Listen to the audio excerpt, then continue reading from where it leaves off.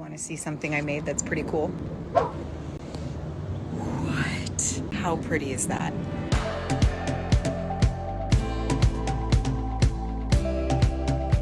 I have been waiting to share these flowers with you for like a month. This has been killing me and I'm so happy today's finally the day. These foam floral giant sculptural flowers are gorgeous in person. They are a total showstopper. They are really durable, like withstanding the heat without changing their shape at all. They are super easy to make. It is a win-win-win-win, and I cannot recommend it enough for like weddings, baby showers, bridal showers, the center of a beautiful table. Like there's so many things that if you make them once that you could repurpose them.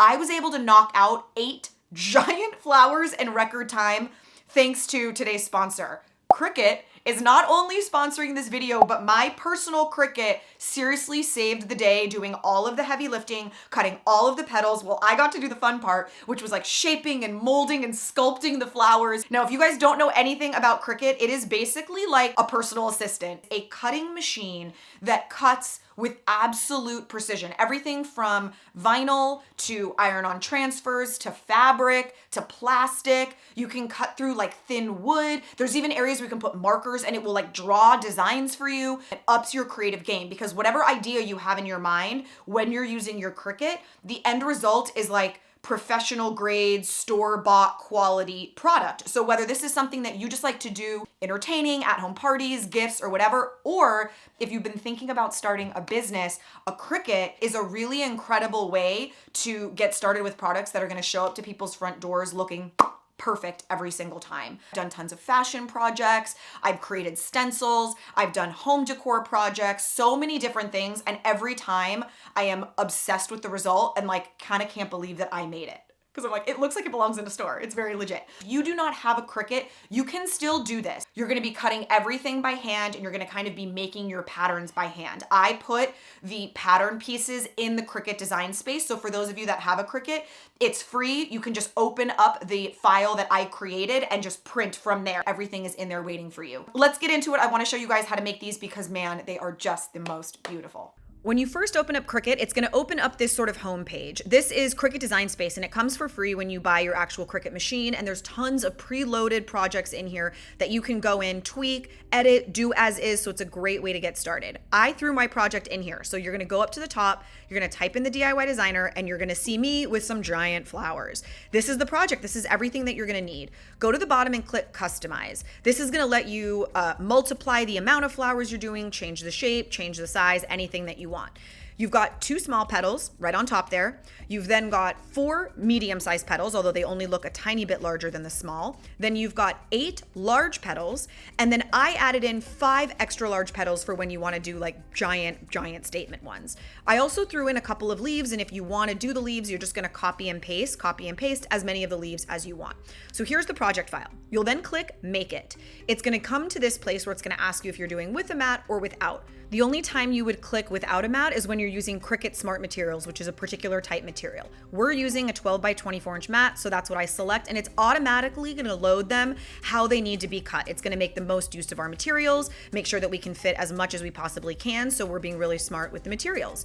Next, you're gonna click Browse All Materials. This is when you're gonna tell the machine how hard to cut, how to cut, what blade you need, all of that stuff. So I type in foam, and for some reason I chose glitter foam. I don't know why. Eva foam is right there, which is what I'm using, but I chose glitter foam, and it's automatically gonna set the machine to all of the specific settings I need to cut this type of material. If I needed to change the blade, it would have told me that, no need.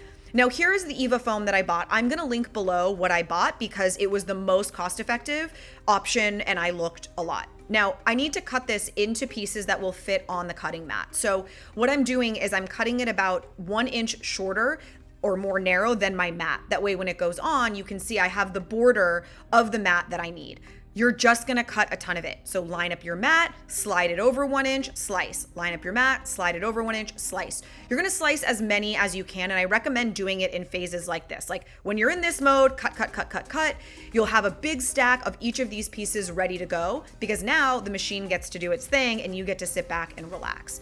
you're gonna feed it into the machine. And in the sequence of events, this is when that happens. You pick your materials. I clicked more for the pressure, and this is where it's gonna say load mat and press the unload button. It's flashing, right? Those little arrows are flashing. What it does is it feeds the materials in, it measures to make sure you had enough material, and then it comes back out. Now, when it measured, I could tell that it almost like stretches the foam a little bit. So all I did was put 2 tiny pieces of tape to kind of keep it secured, and that was it. Now it's ready to cut. So the play button is the one that's flashing now, and you press the play button and it feeds it in and it just starts cutting your petals. The cool thing with Cricut is when you do have multiple cuts like this, it's automatically gonna load to the next one. So I'm gonna pull this off. You can see I pull and it just peels right off. The cut is made, even though it doesn't look like it went all the way through, it did. I peel it, 2 of my petals are done. So now I take another piece of foam, I put it in the feeder, I press the feeding button, it measures the materials, it's good to go, I press play, I pull them off, and the machine is just gonna keep loading in the next cut that you need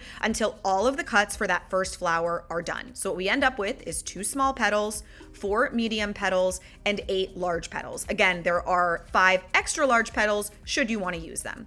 Now this is how I decided to create it. I've got PVC pipe, which I bought just one big piece and I had them cut it at the hardware store into 6-inch pieces. And I bought these little T-brackets. I decided to spray paint them so that they would match the actual arch, which you'll see in a minute. And now it's time to build my flower. It's all gonna get built directly onto this PVC pipe. You're gonna put a little glue in the middle and just put your PVC pipe down. Now on this first one, I made a little bit of a mistake. I actually made the tail a little too long. You really only want the exposed PVC pipe to be like 2 inches max. So this one's a little longer than needed, but I learned on the rest of them and made the tweak. Now this is our most center part of our flower, and you want this part to be the tightest, the most narrow opening. So you're gonna add a little bit of glue and roll over the petal. Now, this is another little tip, like a damp cloth or something, it sort of gets cool when you're not using it, and you can use it to help cool down the glue so that not only does the glue dry faster, allowing you to move faster, but it also just protects the heat from your hand in case a little glue comes out when you press. So there you can see our first little petal is done, that's the small. Time to do our second one, and we're gonna flip sides so that they are facing each other. Again, tiny bit of glue on the bottom.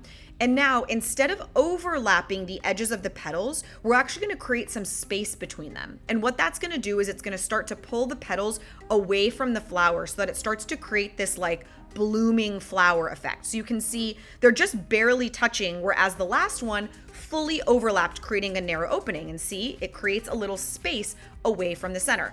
Now we're gonna take our first medium-sized one, and we're gonna basically start working like in thirds so that we're kind of staggering and creating a really natural shape. You always start by adding a little bit of glue to the very bottom so it's secured. Then you add glue to the side of your petal about 5 inches up, leaving the top open because we're gonna start to shape them. Add your glue and you can see the space between the petals is getting wider and wider as I go, and it's only gonna continue to do that. Now here's the fun part. This is my favorite part. We're gonna take a hot gun or a blow dryer or whatever you have, and you're gonna heat up the edge of the petals. It's gonna soften it like putty. You're now gonna pull, stretch, roll. Pull, stretch, roll away from the center of the flower until it starts to create the effect that the flower is like folding back and blooming open. Now, what is so cool about this is once it cools, unless you heat it again intentionally to change it, once it cools, it stays like this. I had them outside for hours. I had them sitting on the porch for hours in baking sun, and they maintained their shape. It's really, really cool. So this is a step and repeat process where you get to have a lot of fun in customizing the shape of the flowers. You're just gonna take the next petal, sort of stagger off a third so that it's kind of continuously staggering around and around. You're gonna glue the sides, keep it open so that the space between the edges of the petal gets wider and wider as the flower gets bigger and bigger. You're gonna heat up the edges, you're gonna roll back the edges, and just keep going until you start creating this really beautiful flower shape. Some of the flowers you can keep small like this, while the others you can make really big like this. Now this was my very first one that I did, and it looks really cool. I ended up coming up with tweaks as I went that I think made the flower look more realistic, but this was the very first one, and I gotta say, for a first try, I was pretty into it. Now, by now I started really getting the hang of it. And one thing I recommend doing is actually just looking at pictures of flowers, or like get some real flowers and look at what they do, because the petals aren't perfect. Like on this one, I decided to almost make little pointed edges because roses do that. They like roll back into little points. So look at images and just have fun with the sculptural aspect of it. So I created, I think maybe 8 flowers total, which is amazing. This is the arch I'm gonna build it on, and I'm gonna link it down below in case you wanna do it. I thought that I would take those little T brackets and slide them directly onto this base, those little T brackets on the left. Then the flowers, which have the PVC pipe, could just pop into them wherever I wanted. So the first thing I did was lay out my design. I did my biggest flower in the middle, then my 2 mediums, then my 2 smallest. And what I did is I slide the PVC pipe on, and then I like hot glued it into place. So see, it slides on, but then there's like a little opening for me to just pop my flower into, which is so cool. You can see there, I just added a bunch of glue inside. They're all on and they're all facing forward. That way when I pop my flowers on, all the flowers are just gonna be facing forward. When I was first setting this up at the school, I was worried that like the hot glue wasn't gonna be strong enough, so I was tying some cording on it. Totally unnecessary. The hot glue absolutely worked. I'm just taking each flower, pushing it right into the opening on that PVC pipe, which was laid out based off my design. So I laid out the flowers knowing how far apart they would need to be spaced. This is what it looks like from the back. Not cute from the back, but I gotta say, wait till you see it from the front. From the front, it is so, so cool. I kept going. I did the bottom, I did the top, tweaked everything so that the layout was really pretty. And then I took some of those giant leaves that I created and I put them on the ends and just glued them. I think it really went a long way in creating a more natural ending, so it wasn't like a blunt edge at the end of the flowers. It's sort of like, I don't know, little like diamond shape on the end looked really flattering. And this is what it ended up looking like. I didn't get any like epic photography with my brother because this was literally set up right before the spring concert.